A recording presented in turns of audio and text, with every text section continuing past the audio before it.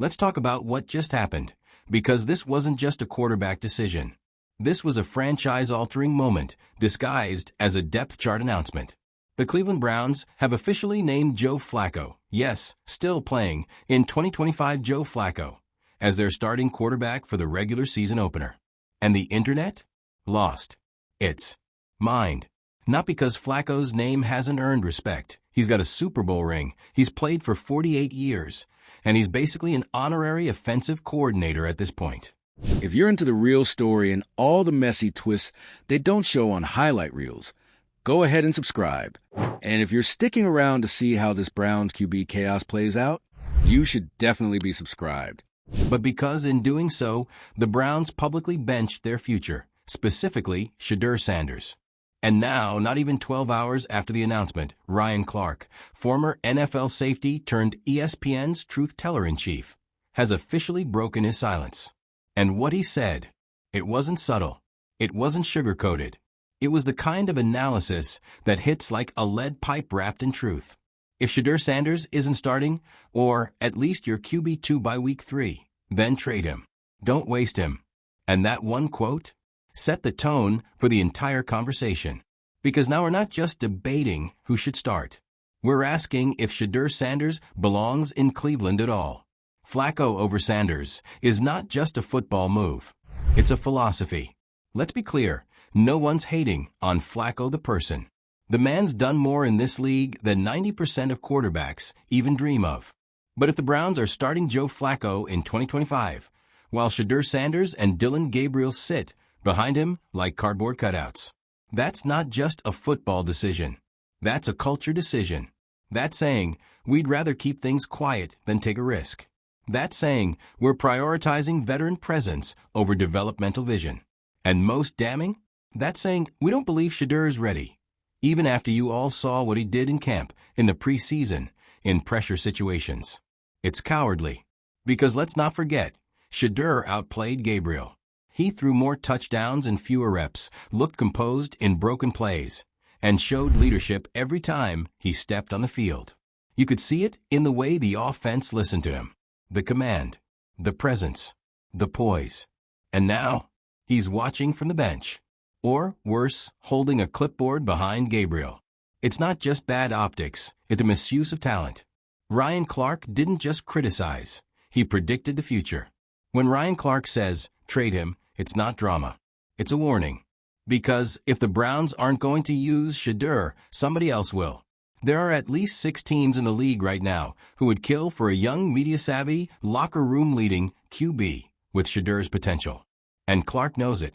He's been in those locker rooms. He's seen what happens when teams mismanage young talent, how fast that talent leaves and thrives elsewhere. His message to Cleveland was loud and clear. You're either building around Shedeur or you're building against him. But either way, he's going to win. And honestly, he's right. What this move tells us about the Browns, and it ain't good. Let's not pretend the Browns are operating in a vacuum here. They know what Shedeur brings, not just on the field, but off it. The audience, the brand, the leadership, the future. But instead of building on that momentum, they went full nostalgia and reached for Flacco like it's 2012 again. It's giving panic button energy. It's giving let's just survive the season instead of let's evolve. And when a franchise plays scared, it loses its identity. Right now, the Browns are signaling to the league and to their own locker room that they're not ready to evolve, that they're not ready to build something new, that they're clinging to stability even if it costs them long-term greatness. And let's be real, that's not how dynasties are built. That's how dynasties die before they ever begin. What a trade would look like and why it's inevitable. Now let's actually talk about what a Shedeur Sanders trade could look like. Because if Cleveland continues to sideline him, his camp will eventually push for a move. And it won't be personal. It'll be professional. Imagine this. The Falcons step in, looking for a QB of the future to electrify that stadium. The Raiders, always hungry for star power and desperate for QB consistency. The Commanders, still figuring out their identity in the post-Wentz vacuum. Even New England, where the Patriots are quietly rebuilding their entire image, and could use someone who blends legacy with innovation. There are options. And every week Shedeur sits behind Flacco or Gabriel. Those options become more realistic and more expensive. Because let's not forget, his stock isn't dropping. His following is growing. His brand is building. His absence is generating more headlines than most starters get in a season. That's leverage. And leverage always finds a way to get what it wants. The Bengals' mess just adds more pressure. Meanwhile, right next door in Cincinnati, things aren't exactly calm. Joe Burrow is doing his best Superman impression, while the defense is busy doing their best ghost impersonation. No Trey Hendrickson. No pressure. No consistency. And now there's talk that Burrow may have to average 35 points per game just to keep the team competitive? That's not a playoff formula. That's a crisis. And here's why it matters to the Shedeur situation. The AFC North is vulnerable. The Browns have an opening. And instead of seizing it with an innovative offense built around a fresh quarterback, they're running it back with Joe Flacco and hoping for 2008 Ravens vibes. You can't win a modern shootout with a nostalgic defense and field goal strategy. You need a quarterback who can go toe-to-toe with Mahomes, Allen, Lamar, and yes, Burrow. That QB could have been Shedeur. Instead, they're pretending Flacco is that guy. Again, the locker room sees everything. Let's not underestimate this. Players notice. You think the receivers haven't talked about how crisp Shedeur's timing was? You think the O-line hasn't had conversations about who calls protections better? Players know. And when they see a talented rookie getting shelved behind a veteran who's clearly a stopgap, they start asking questions. That erodes trust. That invites tension. That breaks locker rooms. And guess what? Once the locker room buys into the wrong guy, the team stops playing for wins. They start playing for jobs. That's how franchises unravel. All because they chose comfort over courage. Where this goes from here. Here's the prediction. Joe Flacco starts slow. The Browns' offense stalls. Media pressure grows. The Shedeur chants get louder. And then, finally, the Browns are forced to make a call they should have made weeks ago. Either they start Sanders, or they lose him. And when they do, he'll land somewhere else. He'll start. He'll shine. And Cleveland? They'll spend the next decade watching their should-have-been franchise QB rack up wins for someone else. All because they chose the short-term Band-Aid over the long-term fix. Let's end on this. Shedeur Sanders didn't just come into the NFL to exist. He came to lead, to inspire, to disrupt the mold. And the Browns? They still don't know what to do with a quarterback who brings both brains and brand to the table. But Ryan Clark does. And he said what needed to be said. If you're not going to play him, you'd better trade him. Because someone else will. Because whether it's in Cleveland or somewhere else, Shedeur Sanders is coming. Because what started as a quarterback controversy has now spiraled into a full-blown identity crisis for the Cleveland Browns. And Shedeur Sanders is at the center of it. This isn't just a football decision anymore. It's politics. It's branding. It's power. And whether the Browns like it or not, Shedeur has become the most talked-about non-starter in the NFL, not because of what he hasn't done, but because of what they're afraid he might. A franchise at war with itself. Let's be real. The Browns aren't just battling opposing teams. They're battling themselves. This team doesn't know whether it wants to build the future or cling to the past. One side of the building is screaming stability and pointing at Joe Flacco like he's Gandalf, sent to bring wisdom and structure. The other side sees Shedeur Sanders as a once-in-a-generation opportunity to redefine what a franchise quarterback looks like in 2025. And in the middle, silence, awkward press conferences, evaluation language, GM speak that sounds more like damage control than confidence. The coaching staff doesn't want to rock the boat. The front office doesn't want to admit they're playing it safe. And the players? They see the writing on the wall. They know who has it. And they also know who's being protected. The marketing problem they can't say out loud. Let's talk about what's really happening behind closed doors. The Browns are terrified of being outshined by their own rookie. Because if Shedeur Sanders steps into that spotlight and lights it up, And let's be honest, he's capable. They lose control of the narrative. Suddenly, he's not just a quarterback. He's the face of the franchise. He's calling shots. He's leading interviews. He's branding Sundays with the same charisma he brought to college ball. And some organizations? They just can't handle that. They want the idea of a leader, not the reality of one. They want Shedur's talent, but not the gravity that comes with it. So what do? They bury it. They sit on it. They slow play it under the illusion of development, when the truth is they're stalling. Because once Shedur steps in, you can't put that toothpaste back in the tube. Shedur is already bigger than the playbook. Look around. He's the headline. He's the trending name. He's the clip everyone's sharing, even if he hasn't thrown a pass since preseason. There's a reason his jersey is still selling. There's a reason kids in Ohio are buying Shedur cleats and taping his number on their backyard footballs. There's a reason every interview, every tweet, every analyst roundtable comes back to one question. Why isn't this man playing? You think fans care about QB1 experience when Flacco's throwing for 146 yards and checking down on 3rd and 11? No. They care about hope. They care about energy. And Shedur, without even taking a regular season snap, has become a symbol of both. The locker room knows. And look, forget the media. Forget the fans. You know who knows the most?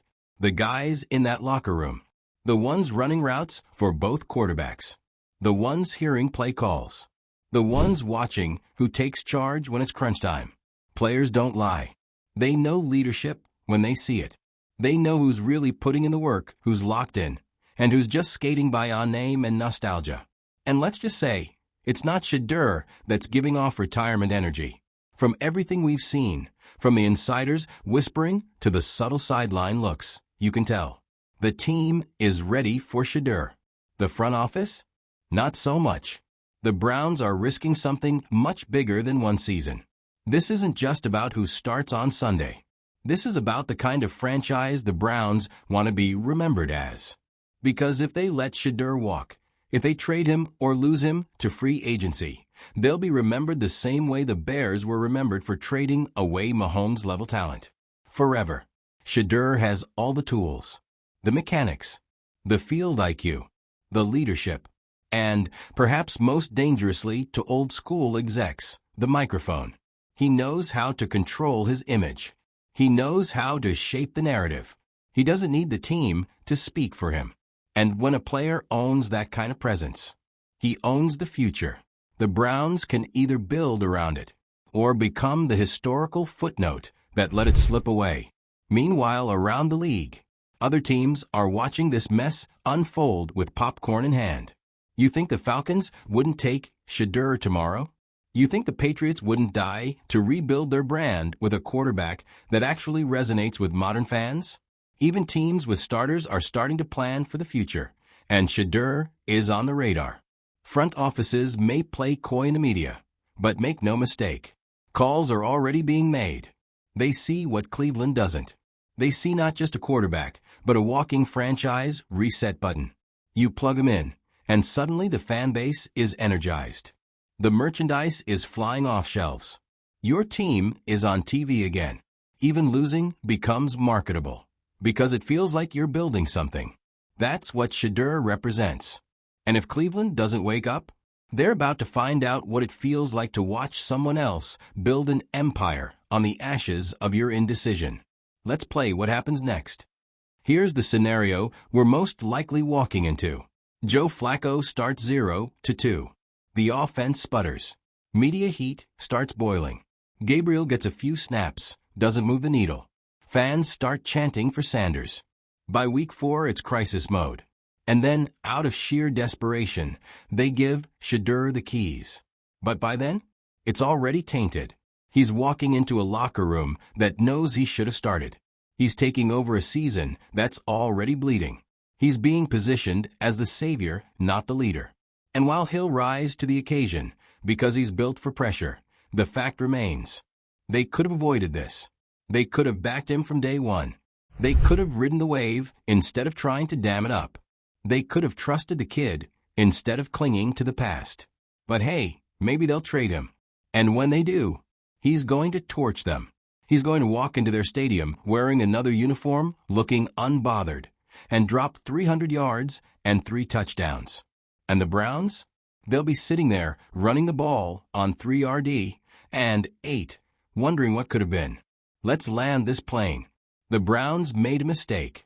Not because Flacco can't play. Not because Shedur's perfect. But because they chose fear over vision. And the NFL? The fans? The culture? They're all watching. And they're not going to forget. Let us know in the comments. Should Shedur demand a trade?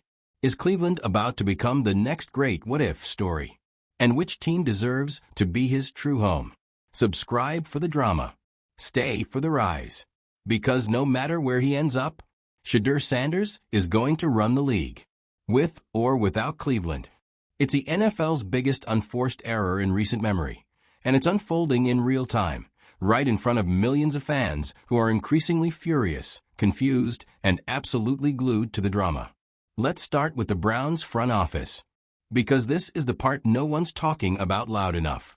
The internal split. Multiple sources, yeah, the anonymous kind that always know way too much, say the Browns are divided. There's the old guard, those clinging to the philosophy of sit and learn, rookies need to earn it, and respect the chain of command. And then there's the new wave, staffers and scouts who've seen Shedur in practice, who know he's QB1 material right now, and who are begging behind closed doors to give him a shot. The result? An organization stuck in quarterback purgatory.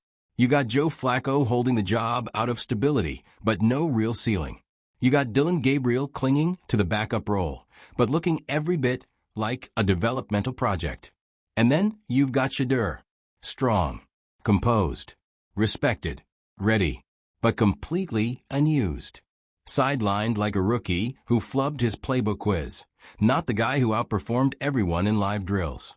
And that's where things start to get dangerous for the team, for the front office, and for the culture they're supposedly building. Because nothing kills a locker room faster than a coach playing it safe when everyone else sees the obvious answer. A league in the middle of a youthquake. Let's zoom out.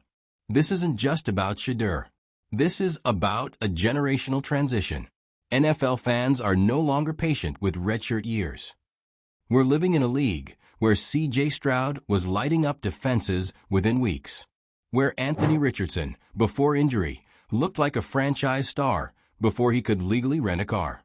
Where Brock Purdy came from nowhere and nearly made the Super Bowl. Rookies aren't just adjusting anymore. They're taking over. And Shedur Sanders? He's right in the middle of that movement. He's got the skills, the control, the media savvy, the work ethic, the background. Everything modern franchises say they want in a leader, Shedur already has it. But for some reason, Cleveland's still pretending like they've got the luxury of time. Let's be honest, they don't. Not in a division with Lamar Jackson. Not with Joe Burrow on the comeback trail. Not with the Steelers somehow always staying in the mix. The AFC North is a meat grinder. And if you think Joe Flacco is the solution to that in 2025, you're either delusional or clinging to a version of football that doesn't exist anymore. Fan pressure, the ticking time bomb. If you think the Browns can just ride this out quietly, think again. The fan base is already turning. You scroll through Browns Twitter or X, whatever, and it's all there. Why is our rookie with the most upside not even dressing? We saw Shedur in camp. He's legit. Flacco's cool and all, but we're wasting time. And when a fan base turns, it turns fast. All it's going to take is one bad start. One ugly 3 RD, and 10 that ends in a screen pass. One loss where the Browns score under 14 points. That's when the noise becomes a roar. Put in Shedur won't just be a hashtag. It'll be a movement. And when that movement starts, it doesn't stop. It swallows the building. It hijacks the press conferences. And it forces hands. You can't hide talent forever, especially when it's trending on every platform 24/7. Shedur's camp is watching everything. Make no mistake, Shedur Sanders' inner circle isn't sitting still. They're watching every play, every snap, every press conference. They're tracking the narrative. And they're playing chess. Because here's what's really wild. They don't need the Browns to succeed. Not anymore. Shedeur is a brand, a movement, an empire in the making. And if Cleveland doesn't want to build around him, that's fine. Somebody else will. We're already hearing whispers. Executives inquiring off the record. Analysts pointing out which teams are quarterback-starved. PR teams running mock jersey swaps behind the scenes. If the Browns think they can keep this situation in-house indefinitely, they're badly mistaken. Because Sanders doesn't need to go viral. He is viral. And when you combine that with talent, poise, and maturity, you've got a superstar just waiting for the right stage. The contenders are watching. You think teams aren't watching this unfold? Please. There are franchises, smart ones, already plotting. And it's not just the obvious QB-needy squads.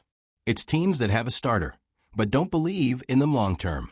It's teams with young weapons, but no leadership under center.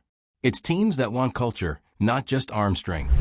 Teams like the Giants, who are over the Daniel Jones experiment, but too scared to blow it up midseason. The Saints, who still think they can contend, but need fresh energy under center. The Rams, who see Shedeur as the natural evolution post-Stafford. The Bears, if they want to pivot from the Fields era without starting over completely. The Falcons, desperate for someone to bring life back into a fan base starved for relevance. These aren't just possible destinations. They're threats to Cleveland's legacy if they act first. Because once Shedeur's out the door, they'll never live it down. The bigger picture. This is about power. At its core, this situation isn't about reps or preseason stats or QB depth charts. It's about control. Shedeur represents a new era of athlete. One that's not just built for the game, but built to run the entire ecosystem around it. He's media fluent. He's socially aware. He's business savvy. He's not afraid to speak, to lead, to take ownership. That's threatening to old school execs who want quarterbacks to show up, do their job, and keep their head down. But that's not how the game works anymore. The modern QB isn't just a play caller. He's a CEO in cleats. And Shedeur? He's been groomed for that role since high school. Not because of his last name, but because of his vision. And if the Browns can't see that, they're not just blind. They're scared. And fear is the worst decision maker in sports. The clock is ticking. Here's what's coming. Week 1 passes. Flacco struggles. Gabriel flounders. Shedeur's name grows louder. Pressure mounts. The locker room shifts. Then comes the moment. A key injury. A bad loss. A press conference where someone slips and says too much. That's when it happens. Either the Browns do what they should have done months ago and hand the keys to Sanders, or they trade him. And if they do, that'll be the headline for the next decade. Because wherever he goes, he's going to run it. He's going to lead. He's going to shine. He's going to be the one that got away. Final word. This isn't over. Not by a long shot. And whether the Browns like it or not, they're sitting on a powder keg. The fans are already lighting matches. The media's fanning the flames. And Shedeur? He's calm, prepared, waiting. So Cleveland, you have a choice. Start him, or lose him. And if you lose him, don't be surprised when you have to face him, on primetime, wearing a different jersey, and lighting you up for 4 touchdowns and a viral post-game quote. Let us know in the comments. Should Shedeur stay loyal? Or should he bounce to a team that actually sees his worth? And of course, hit that subscribe. Because when the trade drops, you'll want to say you were here when the drama really started.